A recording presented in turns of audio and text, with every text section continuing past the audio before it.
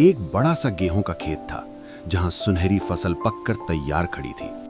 उसी खेत के बीच एक चिड़िया ने अपने नन्हे बच्चों के साथ घोंसला बनाया हुआ था। बच्चे अभी उड़ना नहीं जानते थे, इसलिए उन्हें वहीं रहना था। एक दोपहर खेत का मालिक वहां आया।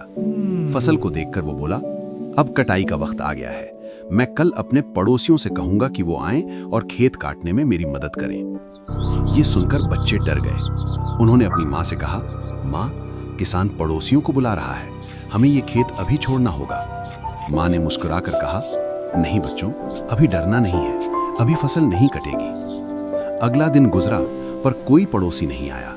किसान फिर आया और थोड़ा उदास होकर बोला, पड़ोसी नहीं आए तो क्या हुआ, कल मैं अपने रिश्तेदारों को बुलाऊंगा, वो तो मना नहीं करेंगे। बच्चे फिर घबराए, पर माँ ने फिर वही कहा, शांत रहो बच्चों, अभी भी कोई नहीं आने वाला।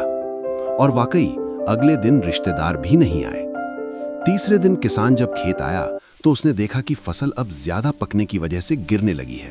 उसने एक गहरी सांस ली और खुद से कहा, बहुत हो गया, दूसरों के भरोसे रहकर मैं अपनी मेहनत खराब कर रहा हूं। कल सुबह मैं किसी का इंतजार नहीं करूंगा, कल मैं खुद दरंती लेकर आऊंगा और फसल काटना शुरू करूंगा। जैसे ही चिड़िया ने यह सुना, उसने अपने बच्चों से कहा, अब वक्त आ गया है, आज ही हमें यह घोंसला छोड़ना होगा, कल ये खेत हर हाल में कटेगी।